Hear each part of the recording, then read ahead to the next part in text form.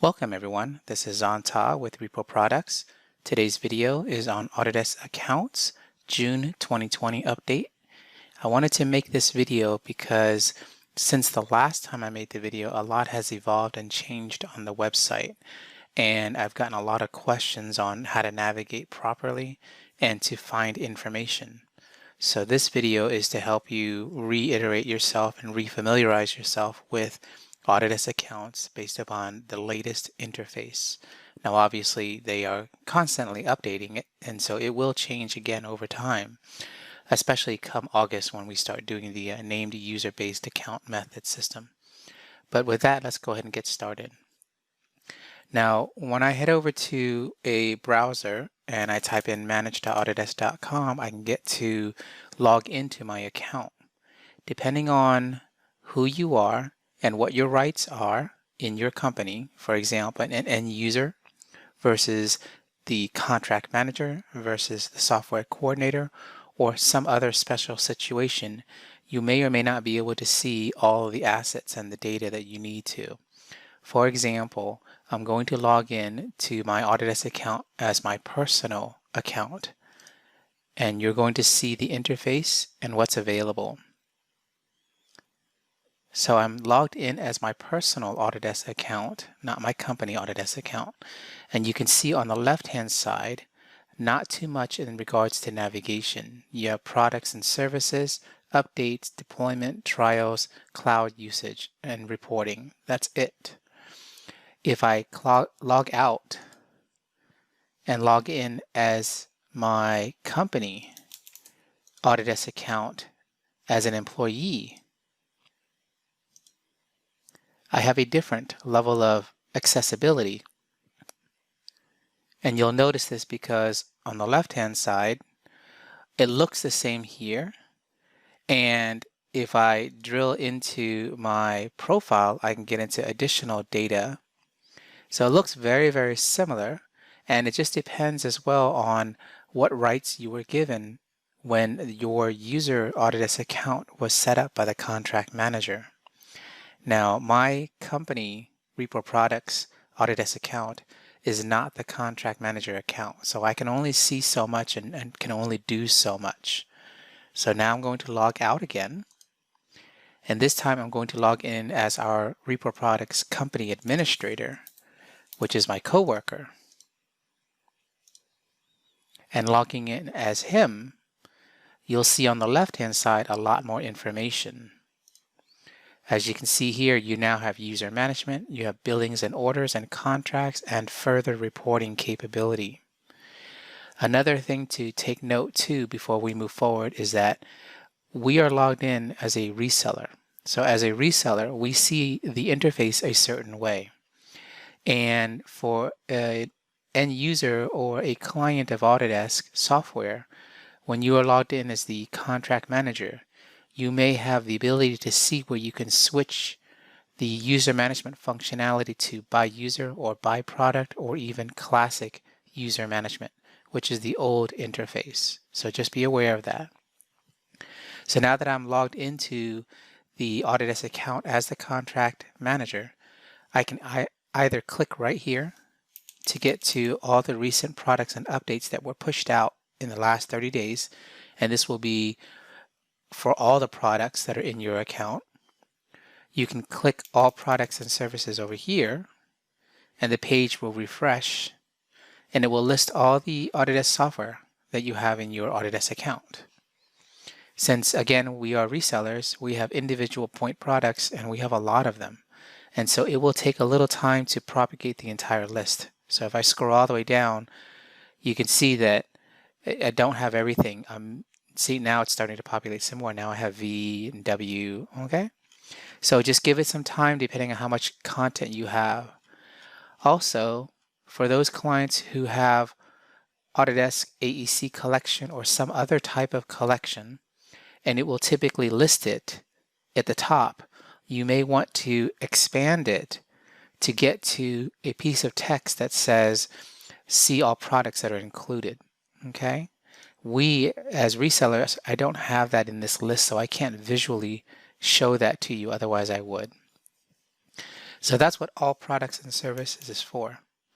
If you click product updates, this will give you a list of all the updates that were pushed out from the most recent to the oldest, and it will be all the updates for all the Autodesk products that you have, whether it's software that you download and install or software that you just run from the cloud. And again, depending on how much product you have, will dictate how many product update content you will have. And then it will also dictate how long it takes to display that data. So let's give it a few seconds to see if it will give me a long list of product updates. The other way that you can get to product updates just specifically for your point product is to go to that product. So for example, I'm going to exit and go back to manage because it's taking longer than it should. And I'll go to all products and services. And then I'll find the point product that I need to look at the updates for. So let's just, for example, find something randomly, say AutoCAD Mechanical. I'll expand that. And over here, you'll see updates and add-ons. So when you click this, it will show you the updates just for that product. So that's another way to get to the updates quickly and easily that pertain to just your product. You also have deployments as well here if you have that functionality and capability. You have to give it a second to load. And then you can actually use this interface to create a deployment image. Now, I'm old school. I'm used to doing the deployment images based upon the installation files of the software. And that's a different video all in itself, which I may do in the near future. In regards to billings and orders, I'll cover user management a little later because it's fairly detailed. So going over billings and orders, you can get to contracts. And this will list all the contracts that are associated to your Autodesk account for your company. Okay. And if you have more than one contract, it will list what those contracts are. Okay. And you can see we have all these different products and you have the actual contract numbers here. So you can drill into any one of these. So let's say, for example, I drill into the top one. And it will give you the contract number. It will give you the date that it started, the date that it expires, who's the contract manager, who's the reseller, and so on and so forth. So as you can see here, this one is 3 years. It ends in 2023. My coworker is the contract manager. There's our company data. And it lists in the contract all the software that's part of that contract. Okay, so it's very easy for you to find all the products that are listed within a contract by just going to that contract number. Okay, and if you drill into here, let's say I drill into AutoCAD Electrical, you can see it shows you no support, reseller, basic date, and start and end, and how many seats and what type. Could be a single user, could be a multi-user. If it's a single user, then that means you are logging in with your Autodesk account. If it's a multi-user, then it is a network-based installation, which we'll cover a little later. Okay, and I also have videos on that as well. Under reporting, we have seat usage. So if you click this, it will now change the page and it will list how much usage has taken place based upon the software and based upon total number of users. So here's total users 5 in the last 3 months, 14 products in use in the last 3 months, and 206 seats being used currently. And users by product, it will list based upon the product. And if I click view details, it will show just AutoCAD and 4, and it may show more data here. So if I hit this arrow to go back and go to Revit, it may or may not load additional content. Okay. If you click cloud services usage, this will list how many different cloud products and services that your users have been working with, and how many cloud credits have been used and how many are remaining. So as you can see, we have a lot of contracts. Okay, we have 6 of them, and we have one here that's being used and it says 34 used. So if I drill into this one, it says rendering 34, cloud credits used 34. See? And I can say usage by user or export. and I can see who the user is. And in this case, it's me because I'm the one that's doing this rendering stuff for teaching purposes. And so it shows up here, okay? And that's the same thing as clicking Cloud Services Usage by User. Now taking a look at User Management, if I click User Management, our interface shows it's the classic user interface mode. So it lists all the users that we have in our company that we have set up. And each account has the rights to do certain things. So for example, if I go to my company and I click Edit Access for my company Autodesk account, it shows I have the ability to download the software because it's checked. I have all the support access functionality for all the contracts as well. I can edit them individually if I need to. So if I click Edit, it'll expand and tell me what the benefits are. In this case, it's kind of different because, again, we're resellers, so it looks a little different for us. But you can also see down, more importantly, at the bottom, what products and services that I have assigned to me. So I have a lot of products that I have assigned to me. So should I ever need to download, install, use it, troubleshoot, help clients, so on and so forth, then I can do so. Okay. If you need to remove a product from an end user, you just need to unassign it. So once you uncheck this box, that product from that contract number will be released from my Autodesk account. It will be placed back into the company pool, and then it can be reassigned to another user. So if I were to make any changes here and I hit save, that data will get updated and an email will automatically be sent from Autodesk servers to that user saying your rights and benefits have been altered or changed. And you can click the link inside the email to get to manage.autodesk.com and see that data. I'm going to cancel out of this. Okay. And then obviously it's very easy for you to add a new user. You can just click add, put in their email address, first and last name, click save and continue, and then assign products and functionality to that user. If you need to add more than one user at a time, you can do so this way here by putting in the list of the names and email addresses. Just follow the formatting as they suggest. And then once all this is said and done, all your users are set up properly, all their software is assigned to them properly for subscription-based. What if it's network-based software that you need to create a network license file for, and you need to install and download LM tools and go through all of that method of installation? That would require you to do several things. Obviously, you need to get the license file. So you can get the license file from your Autodesk account. Easiest way to do this is go up here under products and services and switch it to network. So it lists all the products that are network based for your company.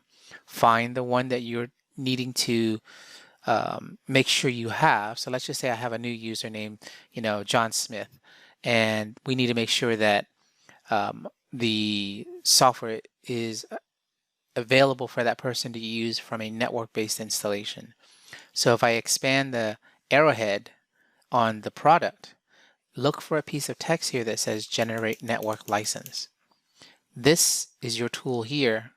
Once you click it, that it will help you with generating a network license file that is specific for the server that will be running LM tools and managing that license file and distributing the licenses out to those users.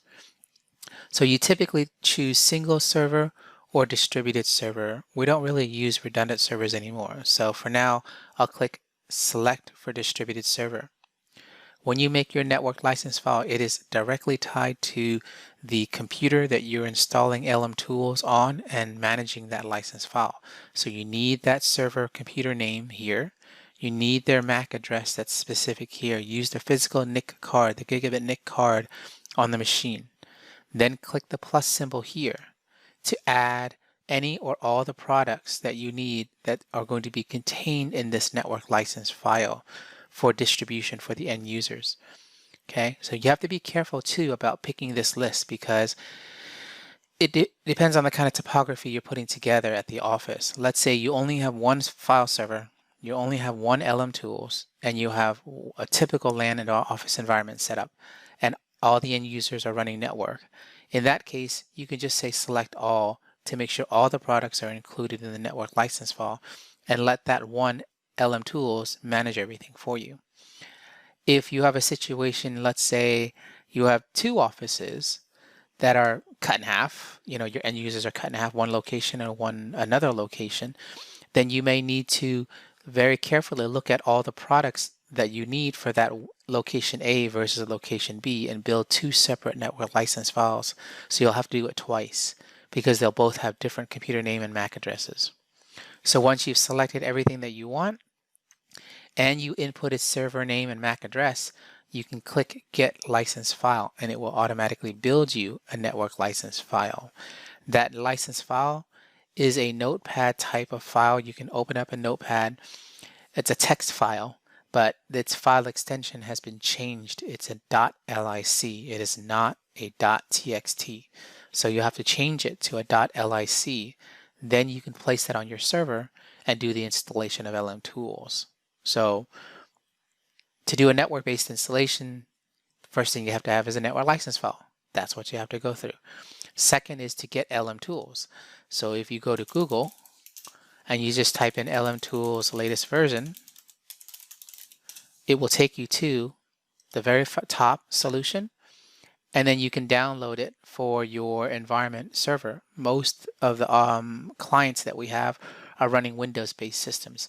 So we go to Windows. But if you are going to install it on a Mac, make sure you pick Mac. If you're running on Linux, make sure you pick Linux. So I'm going to click Windows, and it's going to show you that you can actually run and download LM Tools 32-bit version or 64-bit version. Most Windows servers and even Windows 10 Pro is already 64-bit. But you have to double check. You might have a very old server that still meets LM Tools minimum requirements that are 32-bit. So pick the right one. Once you select it, put it on your server, double click it, run the install.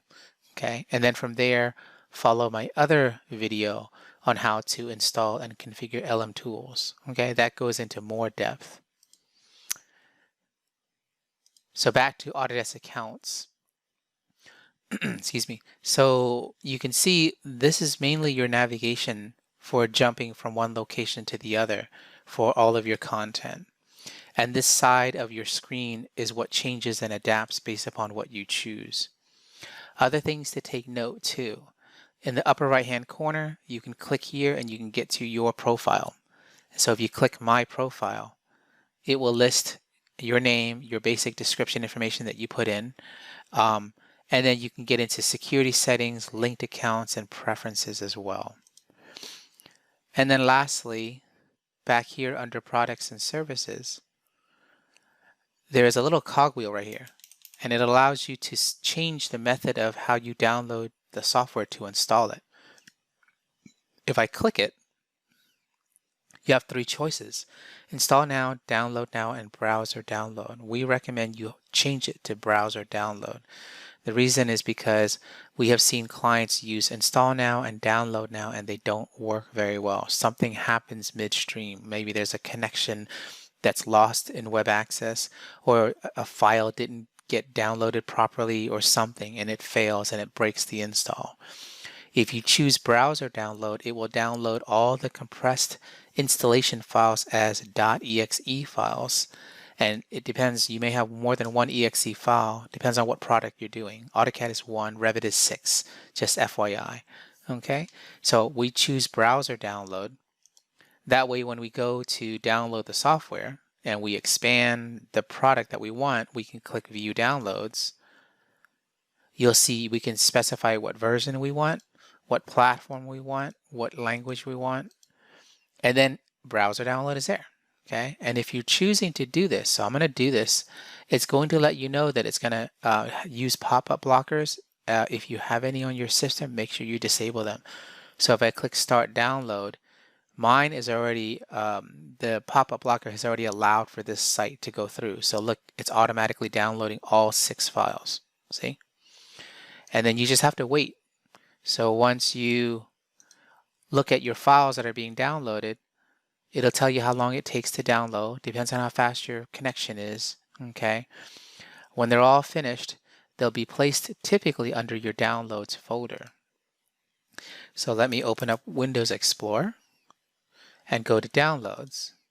And you'll see the files here. So once they're all finished downloading, they're going to be labeled, in this case, it's going to be labeled Revit 2021, and it's going to be 001, 002, all the way to 6.